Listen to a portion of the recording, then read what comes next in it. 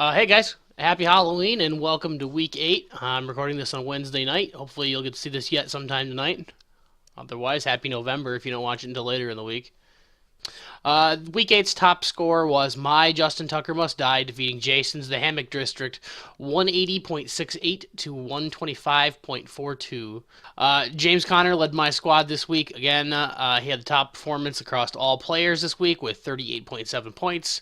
I got 22 points or more from 4 other players, including season highs from both Mike Evans and Sammy Watkins at my wide receiver positions. You got lucky there. Yep, it was luck. For Jason, it's a tough luck loss. His 125 points was the 4th highest score in the league this week, and you still ended up on the losing side, so that's some bad luck for you. You got 26.5 points this week from Jared Goff and 23.2 points from DeAndre Hopkins. This week's big blowout was Pope 2.0's Drunk Choir Boys, lighting up Josh's I Win Because Y'all Drafted 150.78 to 93.6, about a 57-point margin. Oh, yeah? Well, me and the Lord, we got an understanding. We're on a mission from God. Pope 2 got double 30-point days this weekend with 31 points from Deshaun Watson and 30 points from Joe Mixon. Marvin Jones tossed in another 27 points from his flex spot. Josh got 22.5 points from Chris Carson, 17 points from Travis Kelce, and 16 points from A.J. Green.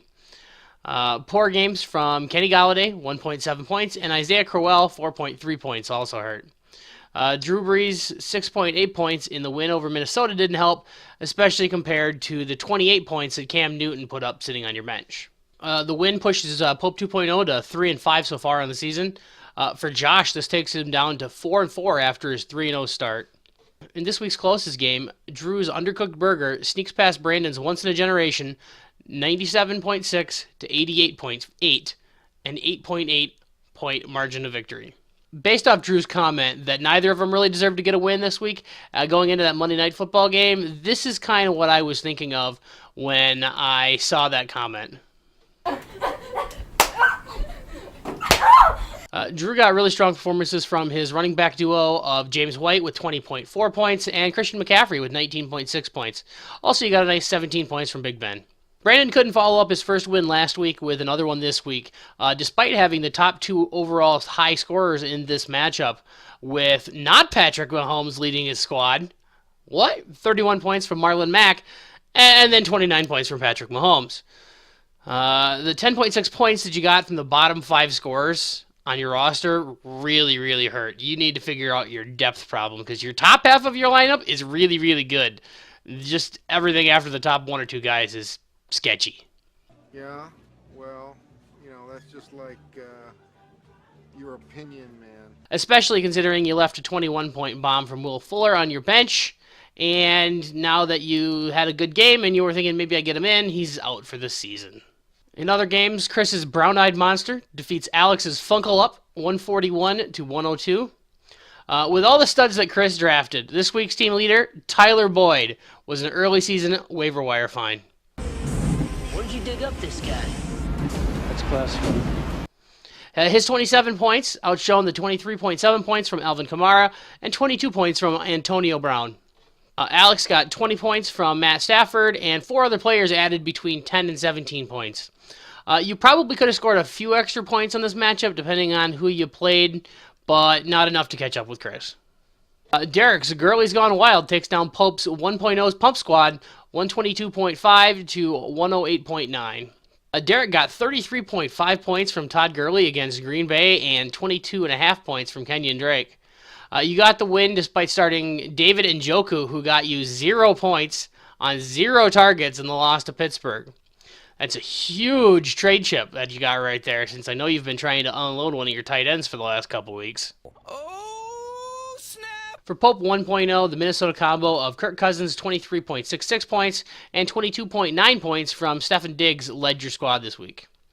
You could have improved your running back score a bit, since Aaron Jones' 15.6 points outscored all 3 backs that you actually did start, but it was only a few points that wouldn't have closed the 14-point margin of defeat. Lee's I Want Some Butts defeats Nick's Douches of T-Bjork 124.5 to 112.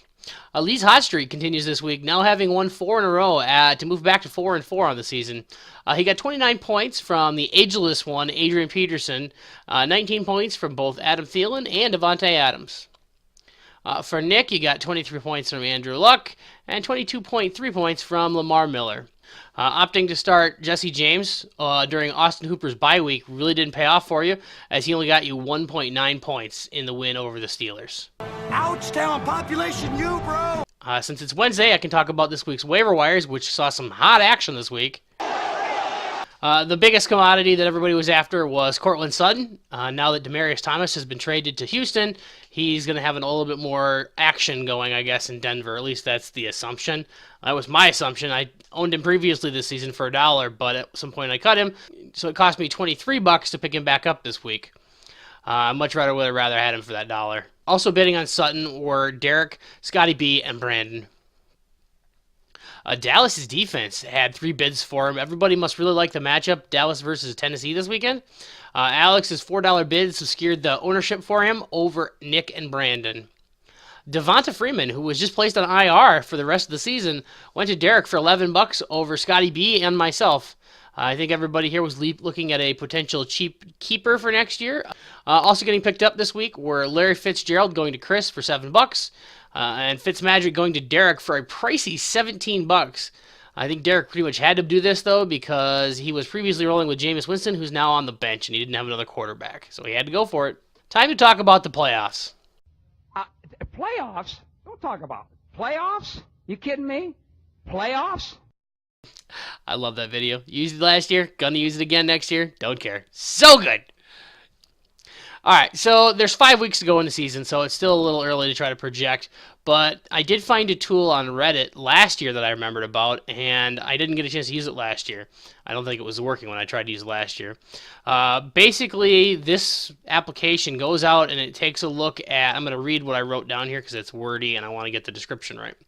This odds calculator doesn't look at future projected points, merely past performance, averaged out by weekly numbers, and projected out versus your future opponents. So if you just lost a big piece for the season, like Will Fuller maybe, or you're expecting a big piece back, like Le'Veon Bell or Leonard Fournette, this doesn't factor into that at all. And then it does a projection of your odds versus your opponent, kind of like Yahoo does, like, oh, you know, your numbers are 60% to win over 40% based on their matchups. It does that, and then it runs that calculation where you win 6 out of 10, and then it runs it for the whole season for 20,000 times, and it comes up with this chart. All right, so I'm going to try to calculate this every week and get this in here until the playoffs get going. A couple things that I wanted to note that you can maybe notice on here. The system makes that Chris is basically already locked up one of the top 2 seeds. He's going to have a bye at 86%. Jason has 1 more loss than Alex at this point, but the calculator likes Jay a lot more to make the playoffs by a 37% margin.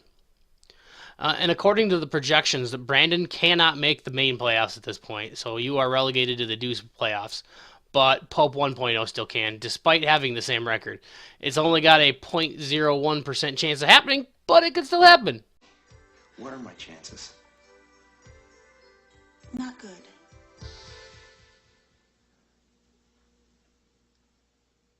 You mean not good like 1 out of 100? I'd say more like 1 out of 1,000,000.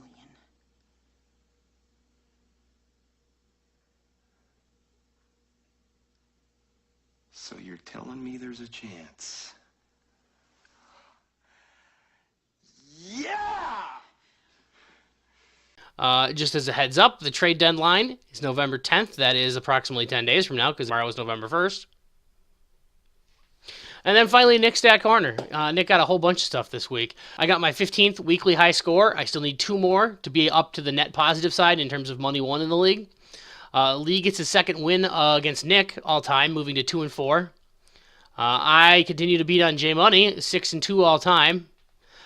Drew gets his 1st win against Brandon, now 1-4 all time. Eric moves to 5-1 versus Josh. I think this is supposed to say Scotty B is 1 win away from tying the current longest losing streak. Lee is now the 2nd person ever to have a 4-game losing streak, followed by a 4-game winning streak. Chris accomplished the same feat in 2013. And then the following peoples and scores are needed over the last 5 weeks to beat the season total for points. I'm not going to read through all these. I'm just going to show it up on screen. So if you're interested in what you need to do for the rest of the season to beat the all-time season total, this is what it's got to be. On the other end of the coin, Brandon is currently lagging a little bit behind everyone's in points. He's got to get better than 69.25 points per week to stay above the bottom threshold. Nick was complaining a little bit today because of updated scores. He had to go back through and do some stat corrections for the season. Apparently, Drew, Derek, myself, and Chris have all had stat corrections at some point this season. And then the final one that Nick noted was that Jay is the only person so far this year that did not have a single score below 100. So his consistency is looking pretty good. That is the end. Hope you guys are all out there having fun with your kids trick-or-treating, or if you're not having any kids, sitting at home drinking beer while handing out candy. Nobody comes to my house, so I had time to do this tonight. So everybody have a great night. Good luck this weekend, and we'll see you next week.